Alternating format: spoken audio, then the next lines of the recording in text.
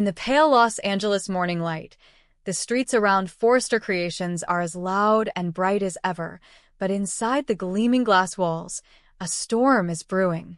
Each character is caught in a web of love, guilt, and decisions that are slowly spinning out of control. Deacon Sharp, the man who tried to convince the world he could change, still lives between two fires. On one side is Sheila Carter, the woman he promised to love, and on the other is Taylor Hayes, the woman he can't stop thinking about. He tells himself that therapy is just work, that seeing Taylor is just a way to keep himself within bounds, but every time he leaves her office, he feels like a piece of his soul has been ripped away. Temptation is no longer a vague thing. It's a fire burning in his heart, burning away all reason, all vows, all belief that he can live a normal life. Taylor, who once thought she could control her emotions, begins to realize that what she's trying to heal in Deacon is what she's losing in herself, the ability to maintain a boundary between reason and desire. Meanwhile, back at Forrester Creations, Ridge and Steffi are focused on hope for the future, but the fashion meeting has more to do with fabric. They talk about budgets and strategic decisions, but deep down, Ridge is worried about the names involved in the project, especially Remy Price, whose relationship with Deke Sharp is unclear. Rumors, tangled relationships, and shady decisions are making the office air as thick as cigarette smoke. Remy is fighting desperately to keep Deacon in her life, trying to right the wrongs that can't be undone. But when lies run deep, love becomes a self-destructive weapon. Remy understands that earning Deacon's forgiveness will cost him everything, and sometimes that cost is the honor and the job Deacon dreams of. Steffi, though trying to appear focused on her career, is drawn into the dangerous world outside her family. She arrives at Il Giardino, where Sheila Carter, her once fearful mother-in-law, is waiting. The restaurant is so quiet Steffi can hear glasses clinking, and in the dim light, Sheila smiles with a terrifying fakeness. She talks of peace, of redemption, of Luna Nozawa, her granddaughter, never being released from prison. But in Sheila's voice, Steffi senses something else, obsession shaped like twisted love. Sheila isn't just trying to prove she's changed, she's trying to stay relevant in the eyes of Deacon and the Forrestos. The calmness in her words only made Steffi feel more uneasy. She realized that when someone like Sheila started talking about repentance, it wasn't a sign of change, but a sign that a new scheme was brewing. Meanwhile, in another world, a world where emotions were locked in therapy sessions and looks weren't daring to admit it, Taylor sat in her office, the light bouncing off the white walls highlighting the confusion in her eyes. Deacon came in again, talking about the troubles in their marriage, talking about Sheila, but every word was a double-edged sword. He insisted that everything between them was professional, that he'd only gotten back together with Sheila for her advice, but deep in her voice, Taylor heard another echo, a sound of denial, of a man lying to himself to avoid looking at the truth. She tried to sound cool, but her heart betrayed her. She knew she was on a slippery slope, and every time he left, she felt closer to the abyss. High up in Forrester, Brooke Logan and Ridge were living out a rare period of peace.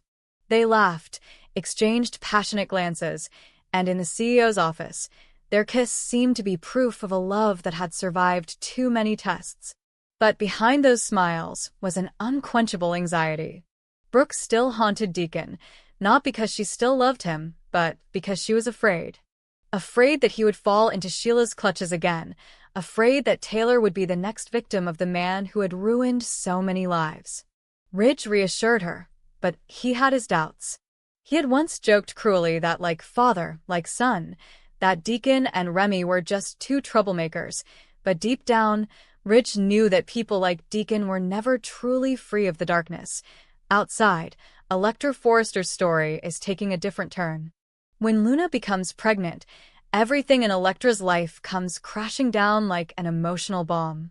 She once thought she had everything under control, but now the harsh truth confronts her.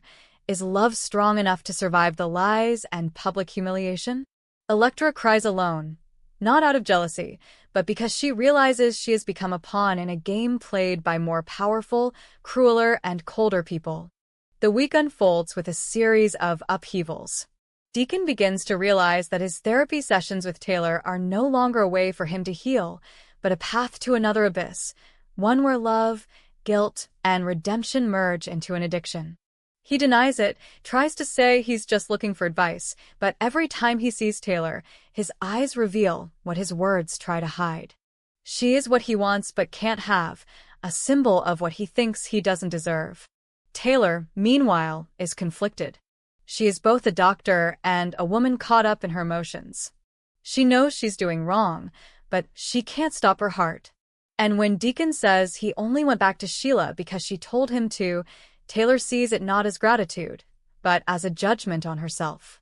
Steffi is still determined to keep Luna in prison at all costs, and it's ironic that she has to work with Sheila, the person she once hated. They're tentative allies, bound by fear and power. Sheila knows that if Luna is released, everything will fall apart. Deacon will see her dark side again, and the false world of repentance she's built will fall apart. And Steffi, despite her hatred of Sheila, knows that in this fight, they need each other. Elsewhere, Hope and Liam are planning their wedding, believing their love can erase the past. But just as they prepare, a shadow looms over them: Sheila Carter. When she learns she's not invited to the wedding, Sheila feels betrayed all over again. She tells Deacon she understands, that she'll stay home, but there's a dangerous spark in her eyes. Deacon knows she's hiding something, but he's tired. He doesn't have the strength to stop her. The week in mid-November ends with the unexpected return of an old name, Dr. James Warwick. Taylor finds his book on the shelf, and in that moment, memories flood back. The man who once symbolized salvation can now return as a mirror to herself. She remembers the earthquake, the moment of life and death, the mistakes that became destiny. James was used by Sheila, destroyed by her, and now, perhaps, he can be a warning of what Taylor is about to enter. As they go deeper, the bond between Deacon and Taylor grows tighter, and Sheila becomes more dangerous. Remy pleads, Electra despairs, Steffi doubts, Ridge intervenes, and Brooke keeps an eye on everything like someone who knows the storm is coming. Each character is moving toward their destiny. No one can stop it. And then, on the quietest night of the week, as rain falls on the city, Taylor sits alone in his office, fingers lightly touching James Warwick's book. Outside, Deacon watches Sheila sleep, but in his mind, he sees Taylor's eyes, the look that makes him afraid because he realizes he's reliving an addiction he can't kick. And Sheila, in her hazy dreams, whispers a promise that no one will take Deacon from her. The city is plunged into darkness, and somewhere, in the fragile silence between sin and desire, a quiet question echoes. If redemption is just an illusion born of sinful souls, then who will be the last person to believe in love when the light goes out? The spotlights on the catwalk cast cold shadows on Steffi's face as she walked toward Hope. Amidst the pounding music and the thunderous applause, no one could have predicted this moment. The moment when two women who had fought each other in merciless battle suddenly stood side by side, their smiles etched with a thin thread of courtesy. Steffi, calm and unreadable, unexpectedly congratulated Hope on her engagement, her voice so sweet that those around her thought their hatred had melted away. But beneath the smile, her heart was still heavy. She didn't believe in peaceful endings, especially in a world where kindness was often just another form of strategy. Hope took the congratulations as if she were standing on the brink of an abyss. She wanted to believe that Steffi meant it, that their past could be wrapped up and buried. But inside her was a silent warning that in Steffi's eyes there was still something as sharp as a blade hidden under the soft silk. The catwalk was brightly lit. Hope stood in the center, her face radiant as a new symbol of faith, of the future. She spoke of vision, of innovation, of an era where hope for the future would return stronger than ever. Steffi clapped, even stepped forward to hug her in front of the camera, a hug that seemed warm but made the air freeze. Everyone around cheered, thinking that the ice between the two powerful women had finally melted, but only those who understood the fashion world knew. Such hugs were never just emotions. They were the language of power. Every gesture, every look, Every compliment was a message, a lever, a move on the chessboard they were both playing, but no one dared to admit that they were the first. Steffi knew that Hope's value lay not only in her talent, but also in her image. Publicly supporting Hope on the runway was a strategic move, a move that generated a media frenzy and boosted Forrester Creations stock. But at the same time, it was Steffi's way of tightening her grip on control. In the spotlight, she knew Hope was being celebrated, but in the boardroom, she was the one who had the power to decide who would keep the spotlight for how long. Hope realized this immediately after the hug. She felt a lump in her throat, not from emotion, but from the understanding that this was not a reconciliation. It was a backroom deal, where emotions were just a cover for cold calculations.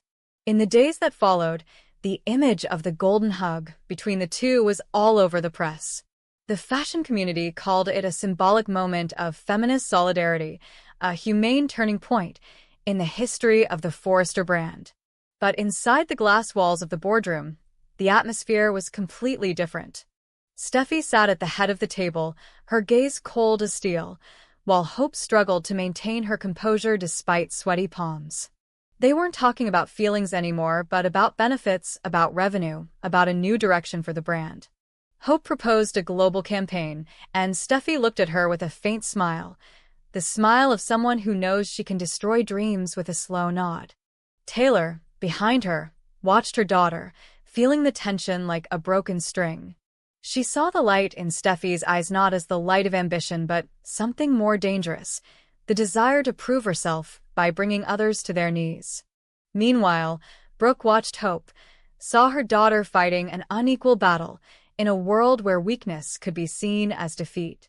Both mothers knew that the battle between their daughters wasn't just about work, it was about love, faith, and the legacy they were leaving behind. Steffi began to use the friendly hug as a negotiating tool.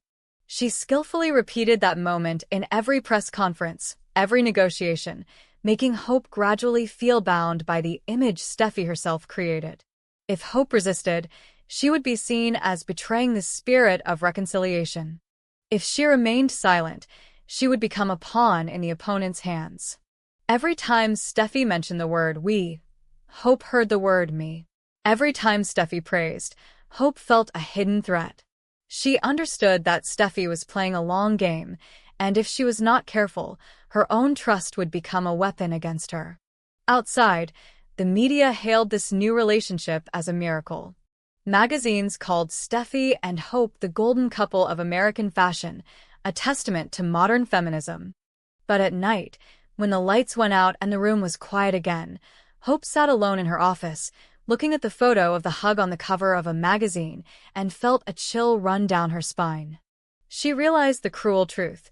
The ice was melting not because spring had come, but because a fire was burning underneath that had melted everything. Steffi, on the other side of town, didn't sleep either. She stood by the window, looking down at the reflection of the lights of Los Angeles on the glass, wondering if she was winning or if she was just throwing herself into a never-ending battle. She believed she was protecting her family's legacy, but part of her remembered the look in Hope's eyes as she accepted the congratulations, a look that was both touching and suspicious, as if she knew the kindness was a trap. The next day, there was a big meeting. Hope presented her plan to expand the brand into Europe, and Steffi spoke calmly against it. She cited financial reasons, but behind them was an intention to keep Hope in check. The two women confronted each other with smiles, looks, and words that were full of hidden meanings. Everyone in the room could feel the tension building, ready to explode, but no one dared to say anything. When the meeting ended, Steffi stepped forward, put her hand on Hope's shoulder, faked a smile, and made small talk. But the hand was cold, and Hope knew it wasn't a friendly gesture. It was a warning. Steffi found herself more involved in the game than she'd ever imagined. Every step Hope took threatened her. Every smile made her suspicious. She began to see the woman facing her mirrored in her. The same ambition, the same strength, the same fear of being hurt. Taylor told her to stop, reminded her that revenge through power would only make her more alone, but Steffi couldn't stop. Because in this world, if she didn't stay on top, someone would drag her down. Hope, on the other hand, was slowly changing. She was no longer the soft girl who believed only in love and goodwill. The pressure, the subtle humiliation, and the fear of losing her work made her sharper, tougher. She learned to smile back, to hide strategy in her words. Every time she looked at Steffi, she wasn't afraid. She saw only a worthy opponent. And in the silence of the night, Hope realized that Steffi had unwittingly taught her to be a different version of herself, one who knew how to survive amid the knives hidden in the velvet. The next fashion event came sooner than they expected. The lights, the shutters, the fake compliments, it was all like an old song playing again.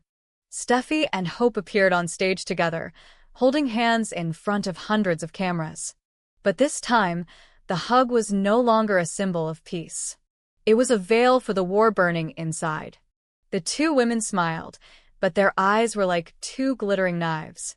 They knew that one wrong step, one wrong